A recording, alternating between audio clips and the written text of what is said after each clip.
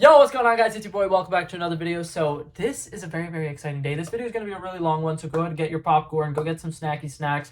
Buckle in, because we're going to be talking about movies, and I'm really, really excited. So this summer, starting May to the end of August, we have had some crazy movies come out, and I have seen 34 of them, and I'm going to be ranking them today in this video. I do want to quickly give a quick disclaimer. I'm not ranking these movies on which movie I think is the absolute best. I'm ranking these movies on how much of a fun experience it was, because on top of these movies just being movies that came out in the month of summer, there's also kind of this like stigma with like a summer blockbuster and what makes a summer blockbuster. So I wanted to go through and rank these movies based off not just were they good movies, but also how enjoyable they were. So when I'm getting towards my top 10 or whatever, and you're seeing some and you're like, I feel like that one should be a little bit higher, keep that in mind. I'm ranking these movies on the overall experience of going to the theater and seeing these, or watching it on streaming if it's a streaming movie. But that being said, we're going to go ahead and dive right into this. Alrighty, coming in at number 34, and in the worst spot, we got The Meg 2. I would probably literally rather watch any other shark-related movie. This movie, in my opinion, took everything that was interesting and fun about the first movie and kept none of it. We got a movie about Jason Statham playing the kind of character that Jason Statham always plays. None of the supporting characters or actors or actresses really do that good of a job. They introduce a Kraken, which does virtually nothing, and it gives you a lot of intrigue of, oh my god, what's going to happen? Nothing happens. They bring dinosaurs into this because fuck it, we can do whatever we want, I guess. And 3 Megs, which means this should be 3 times the fun, but in my opinion, this movie lacks any charm that the first movie has, and it was a very, very disappointing sequel. Coming in at number 33, this is one that I'm not expecting a lot of the people who watch this video to have seen this movie. It's called Slumber Party. This was a Disney Plus original. I wanted to watch this because it was advertised to be basically the Hangover movies, but for kids, and it kind of completely failed on that aspect. The Hangover movies, in my opinion, is such a cool concept and such a fun comedy movie of people, you know, waking up one day, not remembering anything the night before, and having to figure out what the hell happened. And it's usually really hilarious and really outlandish. And this movie was none of those things. Coming in at number 32, this one follows along with The Meg 2 of being like a sequel that did not live up to the first one. Box Barcelona. I love the original Bird Box. It's one of the few horror movies that I saw and was immediately like, oh my god, this is fantastic. And Box Barcelona decided to take basically none of what was interesting in the first movie and use it here. They don't build any of the characters up at all. The main character we follow throughout this movie is really complicated. He's a religious zealot who I feel like doesn't really have a whole lot to do. He basically just goes from one group to one group, causing all of them to die, and then eventually by the time we get to the last group, he has like these kind of like heartfelt moments and he's sacrificing himself for them, and you feel none of the emotions, none of the tension, and it just, in my opinion, is not nearly as entertaining as the original Bird Box movie, which is quite a shame. Coming in at number 31, I've made a couple videos talking about this movie and why I don't like it, but The Monkey King. This is a Netflix original animated movie, and this movie is essentially what if Hercules, but instead of with Greek mythology, they use some of the Chinese cultures and gods like Buddha, and Hercules, instead of being like a really cool, well-thought-out character, is just a prick who is laughing at himself, thinks he's really cool and amazing, and is incredibly egotistical. This movie, to me, is painfully bad. The one character who we can relate to, the one human character, is unbearably naive and does nothing interesting the entire movie. The main character does basically nothing interesting the entire movie. There is no feeling of stakes at any given point. The villain is very lackluster. The only reason this movie is above the other movies is because there are a couple beautifully animated action sequences. Like, there's a montage where he goes through and he kills 100 demons so that he could get invited to the Immortal Squad or whatever. And that little sequence is hand painted and you can see the brush strokes and it is really beautifully done. It's just a shame that no one else in the movie really cared for it as much. Speaking of not caring that much, coming in at number 30, we have the movie SpiderMan Lotus. This movie, to me, feels like they really knew what they were going for, but decided that they needed to make a 2-hour-long movie because apparently making short films isn't really a thing that exists anymore. SpiderMan Lotus is kind of a fun adventure. If you're into movies about Spider-Man not being Spider-Man, this is a movie for you. He is Peter Parker almost the entirety of this movie. He's dealing with the death of Gwen Stacy, which I think is a beautiful storyline. All of the comics with the death of Gwen Stacy are very meaningful and touching, but this movie just doesn't do a great job dealing with grief. I mean, it's really just one sad person having a conversation about being sad, another sad person having a conversation about being sad, and then That's it, the entire movie. Just a line of this person talks to this person about their sadness, and then this person talks to this person about their sadness, and there's never any character growth. It's just them talking about the fact that they're sad, which is cool and all, but it did not need to be 2 hours. Alrighty, coming in at number 29, we have an incredibly stupid comedy, Vacation Friends 2. I think that this movie is, for one, Steve Buscemi's like absolute worst movie, and I think that it's just so generic. A lot of the humor does not stick the landing, and the only redeemable part of this movie happens to be John Cena. I think that him in this movie is really good, but everything else about it just fails miserably. They try to create a plot that's just not interesting, and like I said, it's a comedy, and none of the humor really lands that well. Coming in at number 28, and easily for me the most disappointing movie of the year so far, the Flash movie. In my opinion, this movie definitely had a lot of moments that were pretty good. I think that the first act is very interesting, the second act is really fun, and it really dives into some things that seem like they're going to be really cool and they're going to have a cool payoff, but instead, at the end of the movie, instead of making a satisfying conclusion, they decided to do a cameo fest, and it is the first time ever watching a movie that the final act was so bad that it ruined the entire movie for me. I think that everything that was working with the movie, Michael Keaton's Batman, Sasha Calle's Supergirl, was so much fun, and it was really interesting, and we were getting some great action sequences, and then they immediately throw all that away to have a sequence where Barry is just kind of running in the chronosphere and seeing reanimated corpses of different old actors who played Superman, and it just felt wrong. Something about this movie just is incredibly unsettling to me, and I've made a couple of different videos talking about why I think that this movie is absolutely terrible, and yeah, it's just really, really disappointing. Coming in at number 27, this movie is also pretty bad, but I will say this is kind of a guilty pleasure. I think I would watch this movie again, and I will probably still enjoy it, because it is a very laughable movie, but this is the movie The Outlaws on Netflix. Something about Adam Devine is just so entertaining. I love him in this movie. I think that him and Pierce Brosnan's like interactions in this movie are a whole lot of fun. I think that Pierce Brosnan does a great job playing this like tough, brooding like little bank robber, but also kind of having this moment of like, I'm kind of proud of this guy. You know what? This guy can date my daughter. And I think that some of the storyline in there works really well as well. But it's a weird spoof of a bank heist movie. Some of the humor in the first act really does not stick the landing with me at all. And then the ending of the movie, they basically hang a lantern on the fact that the entire plot of the movie is incredibly stupid. And when a movie addresses that it's a stupid movie, it automatically kind of loses value for me, so that's why it's this low on the list. Alrighty, coming in at number 26, we have Ruby Gillman's Secret Life of a Teenage Kraken. This is DreamWorks, and it, to me, feels like a very generic animated movie. I think that there is a lot of fun to be had with it, and I think that all of the male characters in this movie do a great job of bringing in splashes of humor, while the main character and the mother have kind of arguments about, you know, their life and how, like, some of them have made a lot of sacrifices for each other, and they don't really see eye to eye, and I think that there's definitely a good plot there between, like, the mother and the daughter having a disconnect, and then the grandma and the mother having a disconnect, and then them eventually getting together to figure it out. I definitely think that there's some fun stories to be had there, but I just think that this year animation has been absolutely crazy. There's been so much innovation in animation, and this one to me feels like just one of the most bland and safe movies, and I feel like it doesn't take any risks, which makes it a good movie, and it's definitely watchable, but it's not that next level that some of the next movies on this list are. Alrighty, coming in at number 24, we have the movie Crater. This is a Disney Plus original, and I thought that this movie was actually a whole lot of fun. This movie is a simple little road trip type movie, but it takes place on the moon, and there's a lot of like interesting story being told about like people who've grown up on the moon and how they have a very different outlook on life versus people who live on Earth. And I think that they do a good job with McKenna Grace being a kind of like fish out of water character, trying to accustom to living on the moon. And I think that they do a great job building like a really deep, dark story about like how the people who live on the moon have a really rough life and how they're basically like not necessarily slaves, but they're kind of like stuck in a you have to work until you die situation. And one of the characters, their father, killed themselves to give him a better life. And this movie is just kind of the story of him having one good last hurrah on the moon. And I was expecting this movie to be like a really weird movie with like little kids just hanging around and, you know, being fun, but on the moon. And it was a lot more heartwarming than that. And it had a very interesting ending that I thought was really beautifully well done. Alrighty, coming in at number 23, we have the movie Fast X.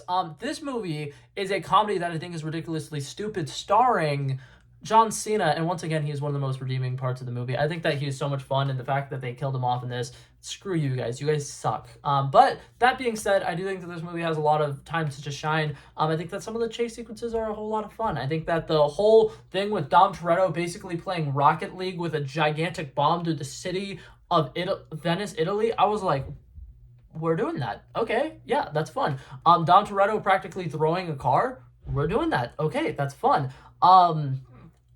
I thought that this movie was really ridiculous, but I think that there was definitely a lot of fun to be had with it. And I think that Jason Momoa's portrayal of this villain was so fun. It was so fun. You can tell everybody making this movie had a blast with it, so I had a blast watching it. Alrighty, coming in at number 22, we have a rom-com. This is the movie Puppy Love. This is a Freevee original starring Lucy Hale and Grant Gustin. And I think that this movie does a great job building a nice little slow burn relationship where they start off not fully liking each other, not fully understanding each other, being kind of opposite ends of the spectrum, and then coming together at the end of the movie. And I think that the comedy in this movie is fantastic. There's a lot of sequences that happen that are absolutely ridiculous and really stupid, but they work really well in the context of the movie. And I also think that this movie does a great job showing Grant Gustin's character has really, really bad anxiety. And it kind of plays into COVID and how, like, since COVID, it's been hard to, like, dive back into, like, being a functioning member of society. And the way that his character goes from having so much anxiety and having issues with social interaction to overcoming that anxiety is portrayed really, really well by Grant Gustin. So that gives this movie 2 thumbs up from me.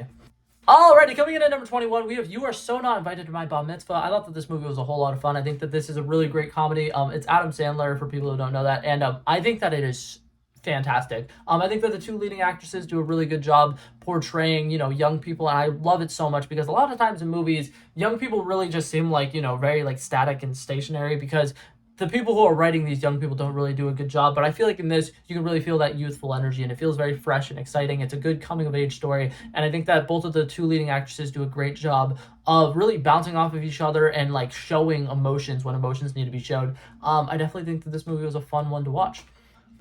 Coming in at number 20, we have the movie Beanie Bubble. I thought that this movie was a whole lot of fun. I'm really enjoying that there's a bunch of biopics coming out this year because I think it's fantastic figuring out, like, this is a story of something that you see on a regular basis, but you might not know the story behind it, and it's absolutely true. The Beanie Bubble movie is a whole lot of fun, and it introduced me to a lot of things that I was unaware about with the Thai Beanie Babies, and I think that this movie is a whole lot of fun. I think that the 3 leading actresses do a great job portraying their different relationships to Thai himself and kind of, like, showing their input on how they had a big hand in creating the company that it was.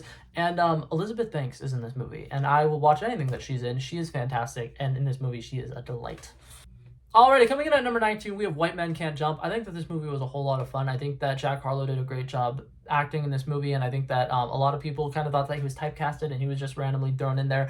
I had a blast with it. I thought that he was fantastic. I thought that this movie was really funny. I really like that this movie shows 2 different people who have the same dream and how they both go about getting there differently and how they both have to deal with their own different struggles and hardships. And they really do a great job showing how, like, Jack Harlow has to deal with a lot of financial issues in this movie, and the other one has to deal with a lot of anger issues in this movie, and they both overcome them basically by helping each other out. And I think that it's a really great buddy movie, and I think it's a whole lot of fun.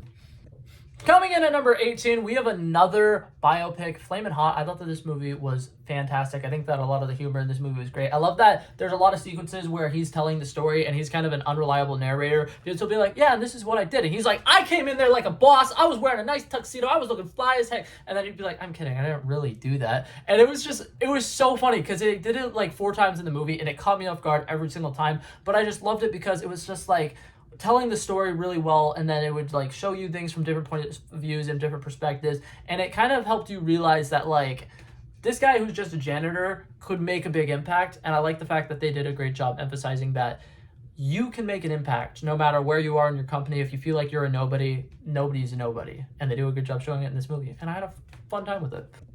Coming in at number 17, I've heard a lot of people on the internet say that this movie wasn't good, but I don't care. I really enjoyed it. The movie Heart of Stone. This is a Netflix action movie that came out last month starring Gal Gadot, and it's a whole lot of fun. There's a lot of spy espionage things to really enjoy about it. I think that they have a great job showing some cool action sequences, and one thing that I really like is that they have like futuristic like tech in it, and there's things showing her like her probability, and it does one of my favorite, like this might be a trope, because I've seen it in a couple other movies. But I love it when they have a person beating the probabilities because humans are truly unpredictable, and I think that it's just fun. This movie is great. I think that they do a great job with the twist villain. Jamie Dormer in this movie is incredible.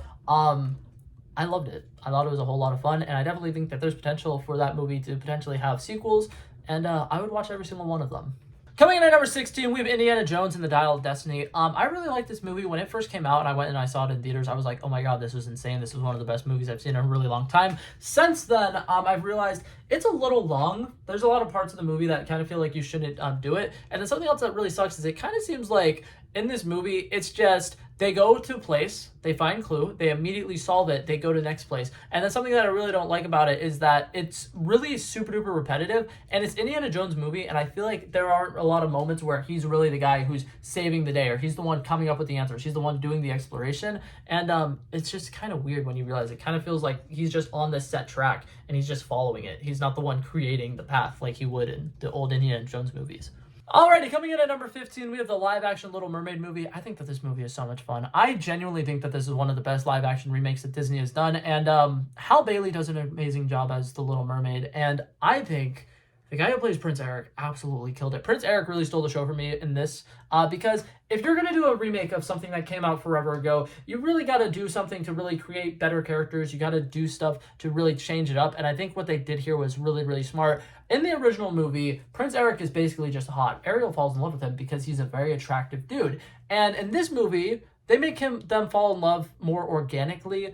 They add in a lot of stuff about him being an explorer and really dive into the fact that he's a sailor. He gets his own song, which I think is fantastic. And the way that they really bring them together is fantastic because Ariel is a collector. She does things. She's really weird. She's eclectic. People down under the sea don't really understand her. He feels the exact same way on land because he wants to go out and explore the sea, and everybody just thinks it's dangerous. The sea gods are against them. Why would you want to do that? And I like that because they kind of have this moment where they come together and they realize they are very perfect for each other. And I think it's really cute. Alrighty, coming in at number 14, we have Transformers Rise of the Beast. I think that this movie is fantastic. My only flaw with the movie is the fact that it's called Rise of the Beast, and they're only in it for about 14 minutes. But Anthony Ramos is so much fun in this. I think that he's one of the best human characters in a Transformers movie in a really, really long time. I think that Mirage in this movie is fantastic. When it first started, and I was like, oh my god, that's Pete Davidson, it really took me out of it, but he does such a good job acting. His character is a whole lot of fun. And the sequence where Bumblebee comes back in the final fight might be one of the most badass hero entrances since Thor and Avengers Infinity War. Coming in at number 13, we have They Cloned Tyrone. If you haven't seen this movie, it's on Netflix. It's a Netflix original, and it is a whole lot of fun. I think that John Boyega in this movie is fantastic. I think that Jamie Foxx in this movie is fantastic. They're really funny. They bounce off of each other really well. And the way that they create this like really eerie feeling of like everything feels like it's fine, but at the same time, something about it just feels really off. And it kind of just has a big like dark meaning because for people who haven't seen this movie, there's a giant underground city basically where they are cloning people, and they are basically just doing a bunch of research on this city that they're in and basically using them and doing a bunch of I don't know. It's really weird. It is kind of like body horror type stuff, but I loved it. I think that this movie was a whole lot of fun. I think the way that they kind of make a spy espionage movie, but instead of the spies being the people we focus on, we're focusing on the regular humans and how they infiltrate the spy like area, and it's great. It's a really fun adventure movie, and I think that like people who love sci-fi movies, this movie is fantastic. It's a little hidden gem that just came out this year. Coming in at number 12, in my opinion, one of the best DC movies in the last 4 years, Blue Beetle. I love this movie. I think that Jaime Reyes is such a fun character, and I think that the fact that they really dive into his family aspect is really great. I think that the family dynamic in this movie is a lot of fun, and it starts off as like, oh my god, this family is really annoying and obnoxious and I can't stand them, to by the end of the movie you're really endeared to them, and it really does feel like a story where you're becoming a part of the family, and I think that's fun. And then also I think that a lot of the action sequences in this are pretty good. Like obviously by the end of the movie it becomes like this guy with this generic power set with this versus this guy with this generic power set, but one of them is a young adult who's really irresponsible and stupid, and then the other one is somebody who is a military general who has years of experience, and I definitely think you can see those different dynamics coming into play in it, and I think that this movie is a whole lot of fun. Coming in at number 11, this movie shocked me. I went to go see this movie just because it was the only thing in theaters at the time, and I was like, okay, I'll go see this one. It was really good. I'm talking about the movie Haunted Mansion. Oh my god. So first of all, This cast is stacked, right? It has Lakeith Stanfield, Owen Wilson, Danny DeVito, Jamie Lee Curtis, Rosario Dawson. There were so many big name actors and actresses in this movie, and oh my god, did they all come to perform. I think that this movie is a whole lot of fun. I still think that it is the movie that I've laughed my ass off to the most in theaters this year so far. I think that there's a lot more heartfelt moments in this than I was expecting. A lot of these characters are dealing with people who have recently passed away, and they're dealing with grief. And the way that Lakeith Stanfield acts in the sequences where he's having his heartfelt moments and he's talking about his dead fiance or dead wife. Ugh.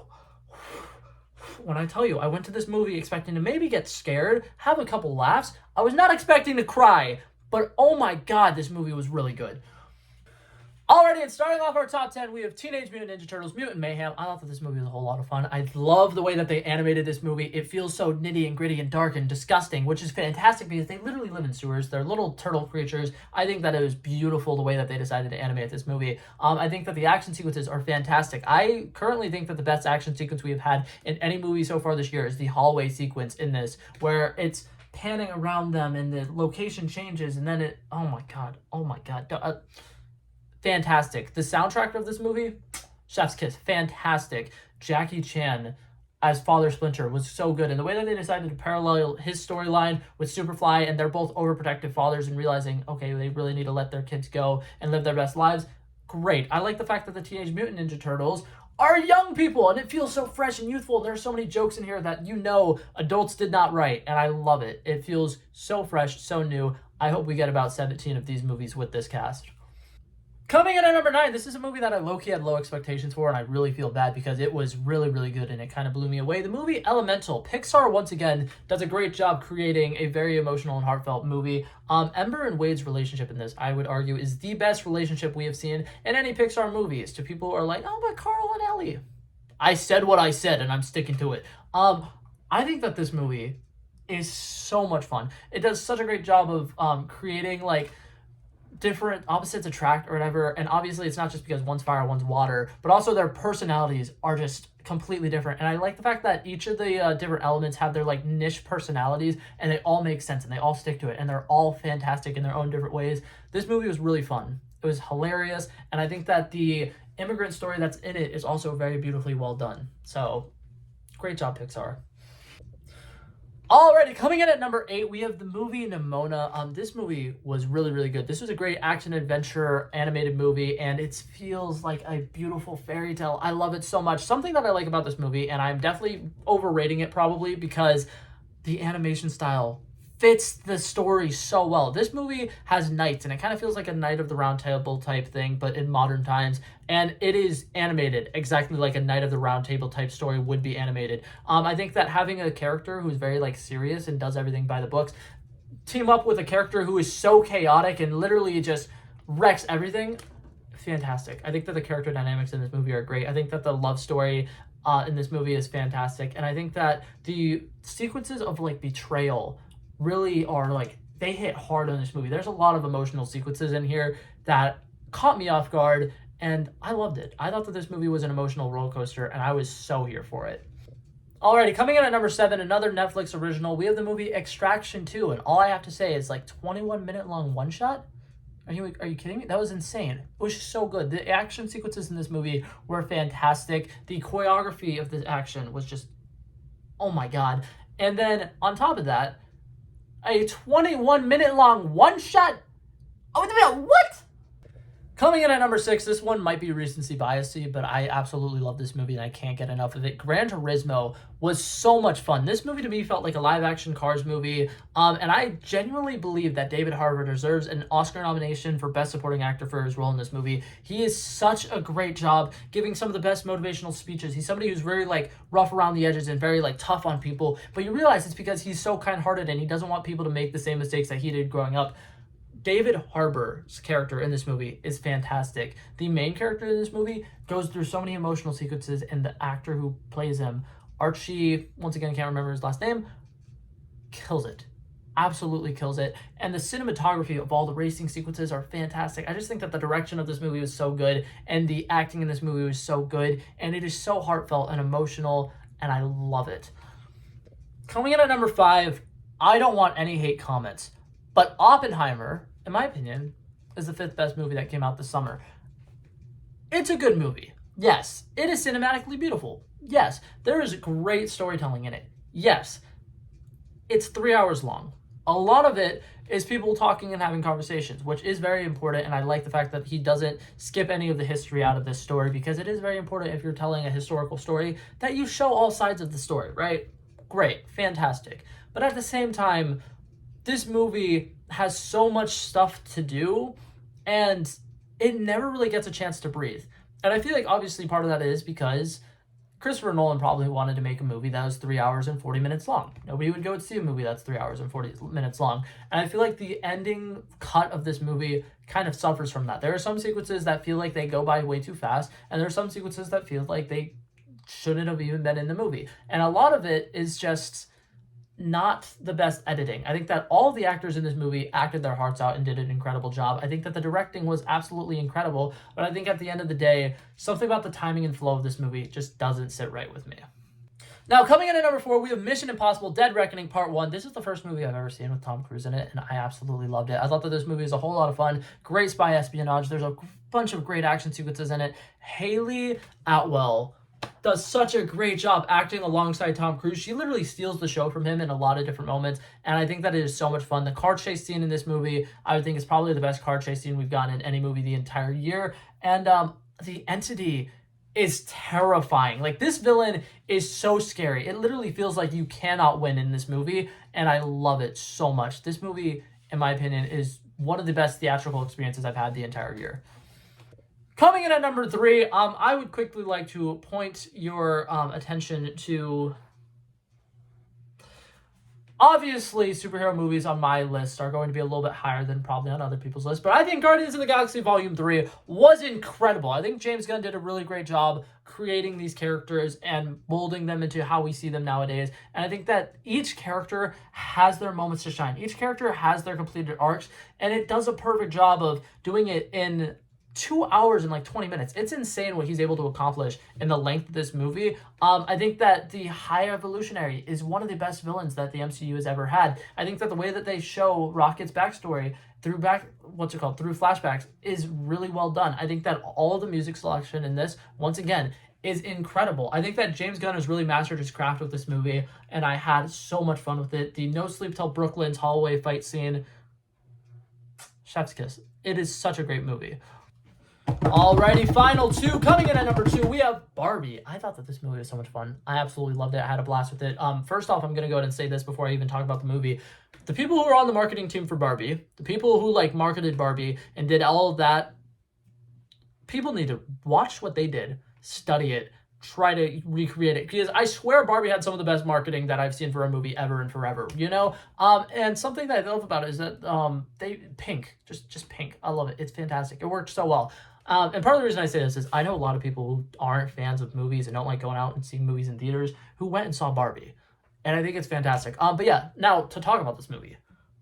It's fantastic. There are so many great political undertones that are in it. The comedy in this movie is incredible. I like the fact that it dives into the fact that it's a ridiculous movie with songs like I'm Just Ken and stuff like that. The entire music video sequence for the I'm Just Ken stuff is great. It starts with them having a little war on the beach to a dance battle to, oh my god, them putting their hands together and realizing that they are all Ken and they have Kenergy.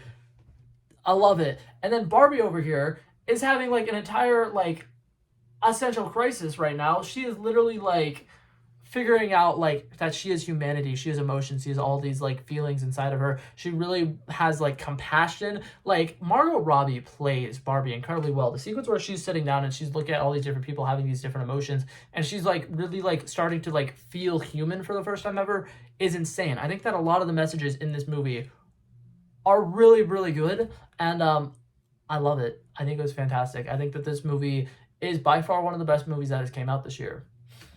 But I do have one summer movie above it. Alrighty, and obviously I had to put Spider-Man Across the Spider-Verse at number 1. I think that this movie is insanely good. The originals Into the Spider-Verse movie is one of the best movies I think I've ever watched ever, and they really dove down and made the second one even better than the first one. I didn't even think it was possible, but they introduced characters like Spider-Punk and make him truly British and truly a rock star, exactly the kind of person you would want him to be. He is so fun. The guy who plays him, Daniel Kaluuya, absolutely killed his role. Spider-Man India, super duper accurate to the culture. Once again, these directors really wanted to make sure that they had people who were representing these communities, and they were like, be yourself 100% through and then. We don't want you to do these stereotypes. We want you to show what it's actually like to live in your shoes and to be the kind of person you are. And it is beautifully well done. The representation in this movie is, once again, incredible. Something that should be studied. People should be watching this and thinking, oh my God, how can I do stuff like this to make my movies better? It's great. And that's not even talking about the beautiful story. Spot, such an incredible villain. He starts off as just such a human guy who has everything basically taken away from him, and he's pinpointing all of his anger towards one person. He gets betrayed and laughed at, and people just kind of make fun of him, and he's like, you know what? I'm not going to stand for this. And he becomes an absolute menace, and I love it. He is fantastic. I think that the comedy in this movie is incredible, and I think to everybody who has the complaint that like, oh my God, this movie didn't end, if you watch this movie from Gwen Stacy's point of view, it starts off with her talking about how she is alone, and she's always been alone, and she's never been able to fit in a band. The only friends she's ever had is kind of like left her, and she's been betrayed them, and she can't really relate to anybody anymore. And it talks about her not being able to be a part of a band to her at the end of the movie making her own band. It is a beautiful arc, and this is literally Gwen Stacy's movie, and I love it. But yeah, that being said, that was it for this video, guys. Hopefully you guys enjoyed it, and yeah, I'll see you guys in the next one. Peace out. Bow, bow, bow. He wanted me to trouble first, I did this. We planned a day, and then we did this. Wanna be in love with the girls with the kisses. Don't give a damn, I'll rid this. I like this when I run the distance. I run the 5K and go ballistics. I wanna live within the business. Buying more than what's on the clearances. You're getting big cause I know you're a physicist. I wanna deny this shit, I'm unlimited.